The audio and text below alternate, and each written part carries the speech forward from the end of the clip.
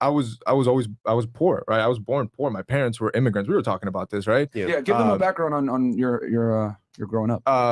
Well, simple rundown then would be, so I'm from Honduras. We were talking about this Central American country, third world country. Probably, I think it was rated the poorest country in Central America or Latin America for a couple of years, and it was also the number one murder capital of the world for a couple of years. So like bottom of the barrel, right? My parents moved here. Luckily, I was born here. But then for whatever reason, they decided to go back. So I go back, spend a few years there, and then thankfully they come back, right? So when they come back, same thing immigrants do, right? So they're doing like the house cleaning. My dad was a landscaper. So talking minimum, I think my dad used to make like $5 an hour or something. So minimum wage, right? Damn. So you did the opposite. You know, when me and you were texting, I noticed your number was from West Palm Beach. And I was like, wait, this guy's from South Florida. Born and raised, man. And I had known that you were from Florida. I just didn't know exactly what part when I was watching your older videos. I know you and your brother run a Spanish channel. Yeah, that's true. But my thing is, you did the opposite. You actually moved to New York versus all the New Yorkers moved down here. Can you tell us about why you decided to leave South Florida and go to New York and do it and go against the grain here? When you're down here in South Florida, everybody's mentality is vacation mode. You're either retired or vacation or partying here. That's usually the mentality, which also resembled the workforce. So everybody that we would hire had that same mentality. For example, bro, I have my routine is insane. My discipline, like I was texting you at 4 a.m. on a Saturday. Right? Like, and by the way, this guy's a psychopath. He wasn't sleeping on 4 He doesn't sleep at all. It's I thought he was playing when he told me I don't sleep. But all right, psychopath. I never get a quick response at 4 a.m. If I know I got something the next day, I was like, yeah, we got to, because I was like, you're coming in, so I want to make sure that I'd be ready and everything. If you want Myron, text him in the morning, not in the daytime. So over there, the hustle and bustle is already starting. There's people already at the office, right? Like it's motivating. And when you hire people, it also resembles that framework, right? A lot of the people are also there to make money. Another thing that I really liked was the feeling of being smaller. So where I was from, I was the big fish. So for example, with all our companies, we have contracts with FedEx and UPS, and they would always come to us and tell us that we were the largest mover in the entire area, right? What that meant was whatever we wanted, we got. Basically, we were the big fish just by the sheer amount of volume of product we would move daily. When we moved to New York, that gets flipped on its head. I'm no longer the big fish in a small pond. I'm a little fish now. And it's funny now because being a millionaire in New York, it's really a shrug. It's really a shrug. It's true. And even with the sheer amount that we're moving today, we're still like, we're not even close to the top dogs in New York City. Right. So it gives you this space to fill now. Like it gives you this new vision to unlock. You start seeing what real wealth looks like. And it's insanely motivating. You're a small fish in a big pond. Insanely motivated. Insanely motivated. I will say this because one thing I will say about the city versus like South Florida in general is that people in New York City, and I would say the Northeast in general, typically work harder than people from here. 100%. I don't know what it is. It's just like, because there it's like people are more educated, higher earning, it's more competitive. So I mean, this is a party location, and people that you source from here, the talent that you source from here usually has that same mindset, which is not inducive for growth, especially if you're trying to scale really fast something, right? Not what I needed at the time. But yeah, absolutely. New York City. And on top of that, you have the highest concentration of millionaires, the highest concentration of billionaires. Like literally everyone I bump into. And a small area too. Everyone I bump into in my building that I live in is somebody. Like you'd be surprised, right? Like CEO of this big company, CEO of this big company. You in Manhattan? Yeah. I live in the city. Damn. Nice. So like, it's insane that in my building, like everybody is somebody. Everybody you run into is somebody. And again, you just feel small. And I'm highly competitive. I don't like the feeling of feeling small. Right. So I only got one thing left. I want to keep scaling. I want to keep growing. So I love New York City for that. I think the energy is invaluable on top of the connections. That's good for networking. And then we just started a new company in New York City, which is my first tech company, which is Achive. It's same day delivery and same day returns for anything retail. So Gucci, Apple, Best Buy, all the Nike, whatever you want. You want Air Forces now, they get delivered same day. You so don't like Instacart, but like on similar, but for the like vision, products. It's insane. So, and then you can also return, right? So if you don't like it, you can return. The idea is to merge offline and online. So to merge the benefits of e-commerce with the benefits of retail into one. And by the way, we're scaling that out. What we started with, which is phase 1, this is the baby stage. This is the easy stage, which has been hell. Took 2 years. over $1 million self-funded. Like everything comes out of my pocket, right? So I don't have debt, I don't have VCs, none of that stuff. That one's gonna be if I do this right, that's my B. That's my B. That's a unique service because you obviously have Instacart, you can order food and stuff like that, but you can't really get luxury items through I have 0 competitors where I'm at right now. Yeah. There's 0 competitors in retail and 0 competitors in reverse logistics. Reverse logistics is the process of returning goods. If you look at the entire market, we're talking about a $600 billion market with a B, and there's no competition. What about Amazon? Right? They don't do reverse logistics. Right? So I got a question for you, Jose, since you're mentioning that, and I've had this discussion with other people as well. I've always believed that with like things like Uber Eats, Lyft, Instacart, this service that you're talking about now, Netflix, etc. We live in an on-demand society. Correct. And at movie theaters, all these things are going to be extinct very soon. I mean, we saw it with Blockbuster. We saw it with a couple of other companies as well. Do you believe that in the next decade or so that retail in general is just going to be wiped out and most things will be online? No. Okay. So I'm in an industry that you call direct to consumer, which are goods that you sell directly to a consumer, that there's no there's no middleman, there's no retail, there's no brick and mortar, right? So for the longest, in the early 2010s, DTC was the big hype, right? So all these DTC companies, you can look into them yourself. They were the big hype, $1 billion. Which is direct to consumer, guys, by the way, what he's talking about. Correct. When he says DTC. Correct. Direct to consumer companies. These were the big boys, right? Yeah.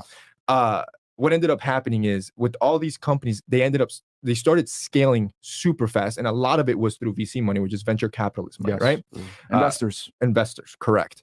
So when you're scaling a company, one key metric that you always look at is your customer acquisition cost. So what is the cost it takes you to acquire a new customer, right? Most of these companies acquire customers unprofitably, and they're able to do so because they're pumped with money. Does that make sense? Yeah. Right? Almost too big to fail, essentially. It ends up being like a Ponzi scheme. Yeah. Right? So what ends up happening with a lot of these companies that had billion-plus valuations, and you can Google this yourself. I'm not going to name drop the companies because they're massive. But you can Google this yourself. Most of them have been cut by a fourth in valuation. And the only branches that those companies are profitable in are in their retail. Does that make sense? Okay. So when you say retail, are we talking like brick and mortar, people actually going into the store and buying? Take a DTC brand. Let's call them, and you probably are thinking of them now because you've heard these brands. They're massive. You can do, right? DTC brand Jose. I was only online, but then I started scaling really fast. I had a lot of money. So now I start putting retail stores in big cities, San Francisco, New York City, etc. Right?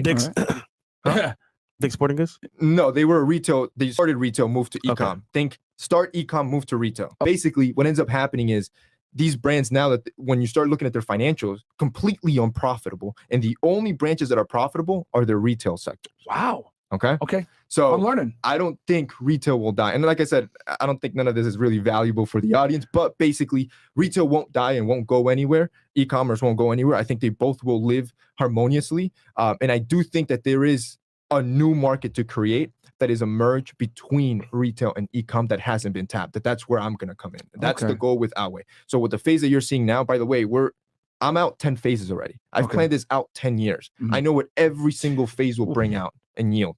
Everything's been scaled out, right? Okay. So you started online and now you're going out and creating brick and mortar retail stores. I love my DTC brands, but I read this book. I don't know if you guys know this guy called Peter Thiel. Have you ever heard of him? I've never heard of him. Okay. He was one of the co-founders for PayPal. Okay. Sold for billions. And now he owns a company called Palantir, also billion. It's like $40 billion. The government uses that. Bingo. He is the founder of Palantir. Okay. The dude's a G. Yeah. Palantir is for the people that are wondering, it's a law enforcement tool used to conduct investigations that helps you link suspects and criminals and everything else like that. Bingo. So he wrote a book called that Competition is for Losers. And if you've ever studied economics, you've heard of something called perfect competition. Have you ever heard of that before? No, I've never heard that concept. So basically, it's a concept where in a perfect competition, a company really doesn't have to have profits or should not have profits. All right. And that makes sense. So for example, let's take Essentials. It's a t-shirt brand. It does basics, right? Hoodies, your basics. This is a company that has a lot of competition, right? You could start a t-shirt brand tomorrow. Yeah. So can you. By the way, none of my stuff are drop shipped. I custom design everything. So everything. But you could if you wanted to. Now you know how many hoodie and t-shirt and clothing brands there are? Everyone has a merch now. Correct. Millions, right? So let's say I was the first one that started a t-shirt brand. It started at $100, and let's say I'm making 50% profit on that, right? You're going to come out and you're going to place yours at 90, right? So now you're eating out of my profits because now I need to compete with you. You see how that starts eating up your profits? Of course. Okay, now you also have to factor in customer acquisition costs, which is your marketing spend, etc. Right? So now I have to spend more because I'm competing against you. So you see how over time, through perfect competition and more competitors entering a field, companies become unprofitable. Yeah. I absolutely see. Yeah. So the your market goal becomes too saturated. So bingo. it's That's called perfect competition. So the goal, and that's why he talks about competition is for losers.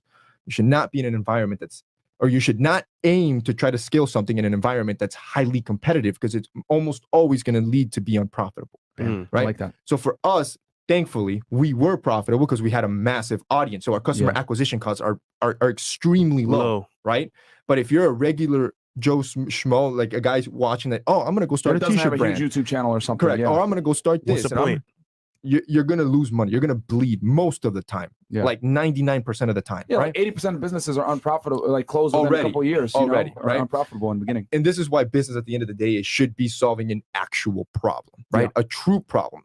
What's a discomfort that people have? What's a convenience that you can add for people and that there is no competition in? That's where you go in. And by the way, this also brings other problems that you have to deal with in a market that doesn't exist yet. But again, that's another conversation for another time. But that makes sense, man, because when you do it that way, then you can properly kind of, you know where your target market is more. You have the data from online. Okay, opening a store in New York City was probably going to be more profitable than opening one in Atlanta, for example. Absolutely. Versus having it the other way around. You've had your store there, and then you're not getting as much traffic, but online kind of puts you in a position where you know where the buyers are coming from. So that makes sense. Bingo. Damn. Okay. Yeah. Creators, it's so man. I talk to so many creators, man. Just other content creators and stuff like that. It's so important to figure out how to scale your businesses because your point of success is usually short in a creator lifespan. It's like athletes. It's like celebrities. We're very similar in that method. It's very hard to sustain relevancy over a long period of time. It's very difficult, and to do that, even though you might feel unmotivated, is hard. And that's why I talk about it. Man, I can't tell you how many creators come to me and say, I'm burnt out. I don't believe in burnout, right? Mainly because I have felt it as well. And it should not impact your output, right? But I talk to all these creators all the time that it's so important as a creator to figure out how to monetize different channels and create different products, create real solutions, and don't just base everything off of one basket of goods that you have. At what point do you know that you blew up on YouTube? It was 2016. It was 2016. I still remember, and I got my first sponsorship at the time, like serious sponsorship. Like I think it was $1,000, right? But for me, that was that was literally game changing money. I was severely in debt because I had another company. Again, a 17-year-old. My parents are immigrants. They had no money, so I started this company. Sink or swim. Yeah, sink or swim. I started this company, and I had credit cards at the time, and I maxed out my personal credit cards, and then I pulled out credit cards against the company. I maxed out those credit cards. By the way, the dumbest thing to do is fund your company with credit cards, right? Like the debt is like 30%. It's insane. 17 at the time. I'm broke, but I make, or that year I get $1,000 sponsorship, and I'm like, holy crap, right? I was able to pay like or I think I was down 15K or something like that. I was able to pay a 15th of it. I was like, damn, if I can do this 15 more times, I'm out of debt, right? That was, and at the time I was working a copy job. I was a copy boy, right? And so I remember as soon as I got that, it was like a spark. I go to my boss and I'm like, I'm gonna put my 2 weeks. I think I can make this happen. And it was just grind. Leap of faith. It was just grind. Literally, after I saw that, it was like, I would make these insane Excel sheets with hundreds of brands, reach out, just closing. I became a salesman. I was closing deals at 17, emailing the whole nine. So easy when you're blowing up, right? Because it's something new, it's something fresh. I'm sure you guys have already felt some of that because competition has stepped in. Yes or no? A little bit, yeah. Right? A little bit, and these are just the beginning headwinds of it. But I'm like you, I'm competitive. I'm like, we're going to crush them. Oh, yeah. You come into our arena? You have to have that mentality. By the way, you have to have that mentality. We're playing for keeps, right? Like, no, this is not a charity event. Right? So all those names that you named, those are great guys. Right? Like, I wish bad upon nobody. And by the way, I don't have to bring you down to build me up. But in my head, I got to beat you. Right? I got to get more than you. Of course. I got to make more money than you. I got to scale bigger than you. I got to produce more than you. And that's one thing that I've seen, that just staying relevant and staying consistent, because so many YouTubers are easy to burn out. Facts. Right? So many. I have been posting every single day for five or 6 years. Just think about that. Yeah. Right. Last, I think 2 days ago, no, I'm sorry, 2 months ago, I upped it to 2 times a day. So now I'm doing, and this is just in English, so you also have to count Spanish. So we're talking about 21 pieces of content. Damn. And it's not also like, and everybody's like, oh, you should do a podcast, because podcast, you can just chop it up and do all those posts, right? Every single piece is a unique piece of content. Yeah. Right. And it is that relentless workflow that I believe keeps you almost untouchable, right? Like, even if views might come down a little bit, there's only a few top players, right? Yep. And as long as you're on top of that pyramid, you're chilling. But yeah, I think it's just being relentless with the work ethic, like not letting go of the throttle, because it's so easy to get demotivated. Again, I can't tell you how many times I've got calls be like, yo, I'm burnt out. Yeah. Yo, it's not happening like I want it to happen. Keep pushing. Yeah. Keep pushing. Yeah. I think that's I think that's why it's also so important. Like when you have competition, it keeps you motivated to like say, okay, well, I'm gonna make, because people have definitely tried to enter our arena now where they bring girls on their shit and try to do shows or whatever. So I'm like, all right, cool. We're just gonna up the production quality. Or people make hater videos on us. I'll watch those sometimes, even though they always say don't read comments or look at haters. But I'll use it as fuel for motivation to be like, all right, we're gonna prove y'all wrong. Yeah. Honestly. And I think that comes from that relentless attitude that you're mentioning. Because a lot of people move by emotion, right? That's what I was saying. I really don't believe in burnout. I don't believe, like, if you feel sad, then this. I recently did a video talking about this, how motivation is useless. Right? Motivation is useless. It's like a drug. It's like a dopamine. Comes and goes. It comes and goes. Yeah. Like, I can hype you up right now in this podcast. Yeah. And then you'll feel great. Tomorrow you'll do jack. Yeah. Right? You won't do anything tomorrow, but by the next day, all of it's gone. Yeah. The only thing that matters is your discipline. No matter if you're tired, if you're sad, if you're depressed, if you're getting hit, it doesn't matter. Yeah. It doesn't matter. The work won't care, right? Your goals don't care about how you feel. Facts. Right? None of that matters. Consistency plus time equals results. That's the equation for success. And I don't think people understand that you're going to live a fairly, to a degree, monotonous life if you really want to be successful, because it's just constantly repeating the same actions over and over and over again, longer than your competition. And it's I wouldn't say it's boring, but it can take a mental toll. Yeah. And that's what I was telling you when it comes to competition. Like, at the end of the day, it's just, you got to beat them. Yeah. Right. Because everybody else in their head is thinking, man, why am I doing this? When you start asking, why am I doing this? You've reached it. Right. This is when the race starts. Right. When you start asking, why am I getting up today? Why am I going to the gym? Why am I've said this so many times. I could probably work once a day a week, and probably make $1 million a year. Easy. And I'd be chilling, making $1 million a year. Yep. That's not enough for me. Yeah. Right. So the questions of why am I doing this always seep in. And when those questions, that's when you know you're in the deep end. Yep. Right. That's when the muscles are sore. Yep. That's when we got to push harder. When it starts to hurt, that's when you count the reps. You know what I'm saying? I know. Yeah. You know, so it's like, you don't sit there and be like, oh yeah, let me just, go through it and this feels good. It's like, no, you should feel extremely uncomfortable during the process, because the most successful people, the only difference they have between people that are less successful than them is that their pain tolerance is higher to a degree. Whether they're willing to work more hours, they're willing to accept more pain, whatever it is, make more sacrifice. And that is so true. And by the way, people don't I relate business so much to the gym and to sports. That's why I love the gym, right?